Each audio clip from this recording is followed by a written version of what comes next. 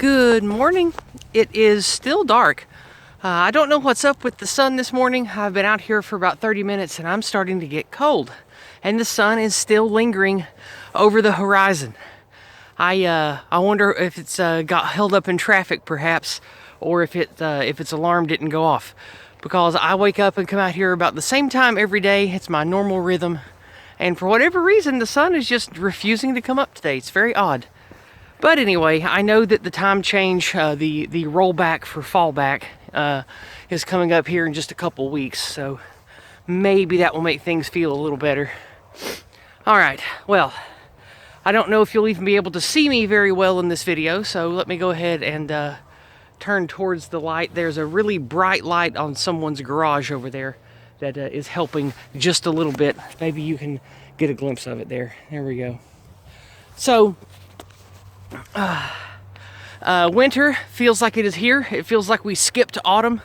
Just a couple weeks ago, I was out here walking around in temperate, nice, cool weather in a t-shirt, and it felt great. And then 2 days ago, a cold front rolled in. Yesterday, there was a powerful, windy, icy rainstorm. And this morning, it's barely above freezing, and there was frost on everything. And there's a biting cold wind that makes it feel like it's December or January already. So the winter cold came in all of a sudden, and I couldn't be happier. So I have my gloves on. I'm wearing my winter coat. And I couldn't be happier because I love it cold. So I'm feeling good about that. As far as what to talk about today, I've just been thinking about my identity lately. And that's a very loud work truck. I'll give that just a second.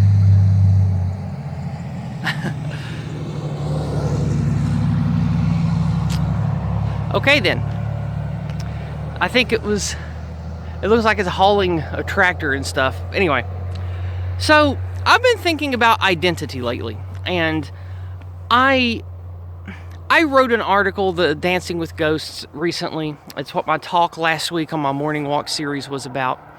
And for the last week, dancing in my mind while hanging out with my husband and my friends, talking to my friends on the internet, I've been thinking about how I have changed in the last 30 years, going from a teenager to 45.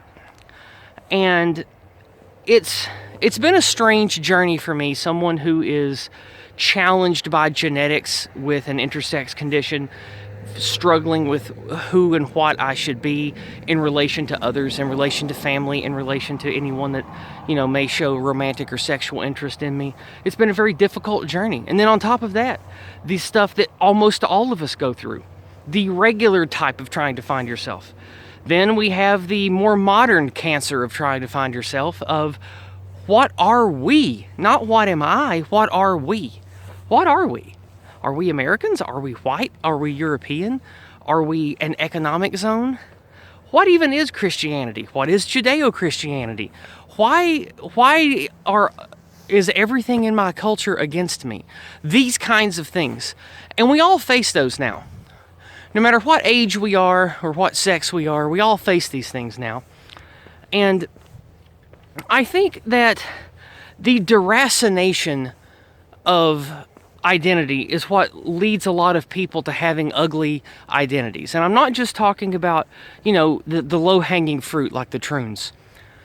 When you think about what gave us identity in the past, family, community, language, culture, things that were defined by the people around you, and you were sort of an inescapable part of it, whether you liked it or not, right?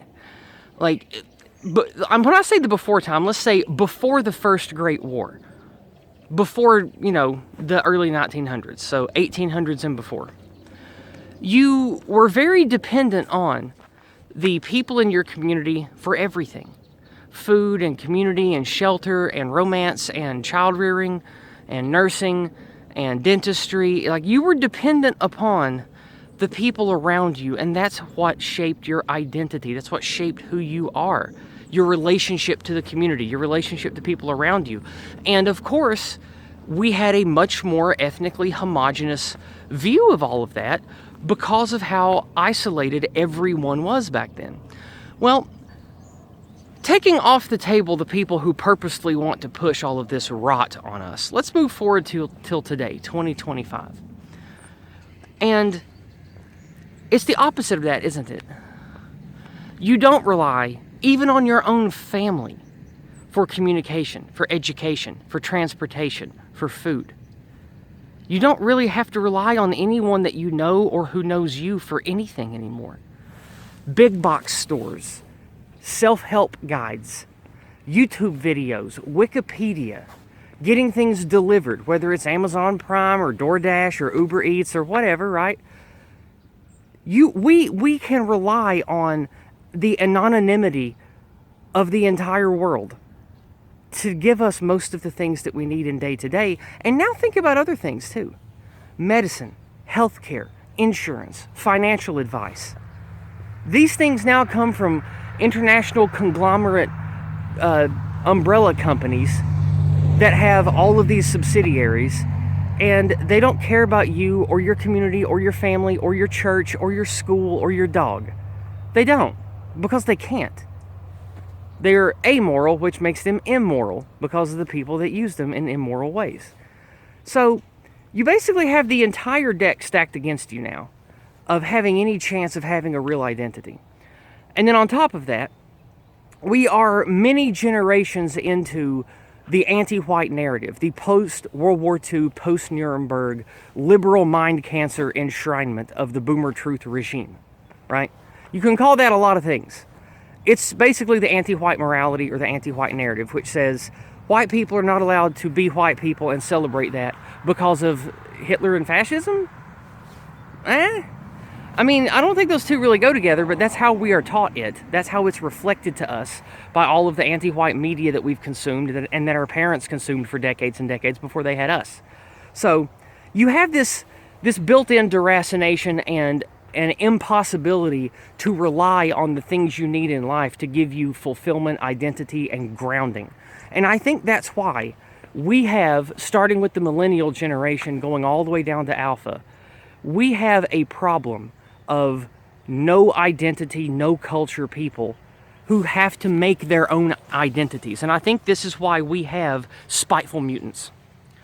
Because not only does decades of bioleninism and anti-whiteism and white erasure and all this other stuff lead to a quote-unquote worse caliber of person, because of course it does, but these people still have to have jobs. They still have to make money. They still have to eat. And the natural human predilection is to have an identity, is to have a group. And I think that the reason why we have so many spiteful mutants instead of just regular mutants is with how the temperature is constantly turned up on everything. Because you can look at the scape of the culture war today and say, oh, look, we're about to go to civil war. Yeah, well, turn back the clock to the 60s and 70s. People were saying the same thing back then. And there was way more bombings, terrorist activity. You had, George Lincoln Rockwell and the KKK and a bunch of, right-wing Christian nationalists beefing it up with the commies and the liberals and the progressives and the pro-black people. And it was a lot more violent time. People choosing sides, wanting to square off and go to war with each other. And a civil war didn't happen. It just didn't happen. There wasn't great change a-coming. So I do feel a cultural shift on the way. But that doesn't mean it's going to be good, and it doesn't mean it's going to radically change everything that we have a problem with. So when you think about how long that the cooking, the simmering of spiteful mutants has been at play, it's been at least since the 60s. That's when the civil rights thing really kicked off, and that was when the anti-white stuff and, hey, whitey, you're not allowed to have an identity anymore. That's when that stuff really started to take root. And so now, what do we have? Well, we have a bunch of mutants, and most of them are spiteful, right? When I say mutant, what do I mean by that? People who are mutated from what we are supposed to be. And that's most of us now. Most of us, even who get a nice rural upbringing like I did, in the middle of nowhere, in white country, where everybody's white and everybody's Christian and everybody knows each other, I was still clawed at by the schools, by public education, media, comic books, movies, television, things like that. And so many of us become spiteful because we naturally crave identity. We naturally crave community. Well, if we can't get that naturally, what surrogates do we have to turn to? The political circus, right? And when I say the political circus, I mean cultural things too, like the trans identity. Excuse me. And that even applies to things in our neck of the woods, like pro-white groypers, right? Like, as much as I think groyping can be fun, and I engaged in it 10 years ago, or less than 10 years ago, maybe 7 to 10 years ago, it was kind of fun to go into people's chats and say, Enoch Pell's the best forward, look him up, that kind of thing. But we have spiteful mutants on our side too. These people who, by no fault of their own, a product of the age, happen to fall on our side because of the path they've been on. And these people, they are not well-rounded, they're angry, they're spiteful. Instead of hating traditional people and hating whites and hating Christians, well, they hate Jews and immigrants and shit. But they go about it in a very similar kind of spiteful way. And since Chris and I, and now Chris and Artie, have been covering James Lindsay and his quote-unquote woke right insanity for the last several months, there is some truth to it. And I've been talking about this for a long time, about how we need to build ourselves a higher caliber of organization and a higher caliber of person. You can't just weaponize spiteful mutants and expect total victory. It doesn't work. Because look at the so-called enemy of the white man.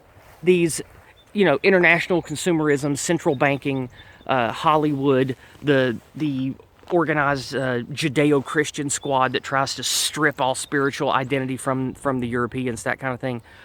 These people are not spiteful mutants. These people have identities and goals and families. They have a broad network of wealthy, successful, accomplished people who aren't spiteful mutants. So this is why I don't truck with the low IQ, let's just hate Jews and say the N-word people. Because, yeah, haha, funny, 4chan funny, but that doesn't go anywhere. Nick Fuentes' army of groypers isn't going to give us any kind of social or cultural victory. It's a cul-de-sac of spiteful mutants on our side of things. And I realize that I am a mutant, and I never will not be a mutant. But I don't have to be a spiteful one. And you don't either. The people that you influence, tell them what I have talked about today. Tell them that, hey, I'm a mutant too. I've grown up deracinated and warped by all of this cancer. But we don't have to be spiteful. We can be noble, stoic, positive-minded. We can build constructively, make good families and communities, do your best to create and participate in businesses by your people, for your people, whether that's local stuff or somebody starts a startup company that who wants to, service Americans with whatever it may be, shoes or gloves or clothes or tools or something like that. We have to start investing in our own people and divesting out of these systems of control and torment that we were all sort of forced into. This corporate commercialized slavery, this consumerist lifestyle. And thankfully, because of where I live, I can still kind of have a more normal life. I can buy produce and eggs and stuff from local people. I can buy beef and pork products that are butchered not too far away from here, that come from farms in Virginia and Tennessee. So I at least have that luxury still. A lot of you won't. You'll need to move. You'll need to invest in communities and people outside of where you currently live, and you should do that. Unfortunately, I think most of us lay people do not have what it takes to recapture cities. This is something that a vanguard of elite will have to do in the future. It's not for us plebs. It's not for us regular folk. It's just up to us to support them when it comes, when the time comes. So that's my talk today. I've been thinking about my own identity a lot lately, and I made a lot of bad choices when I was younger, and it was because of the anti-white narrative, making me think I had no people, no identity, and that all of the evil mind cancer on TV was the correct moral order, was the right thing for me to do, was the correct way for me to behave.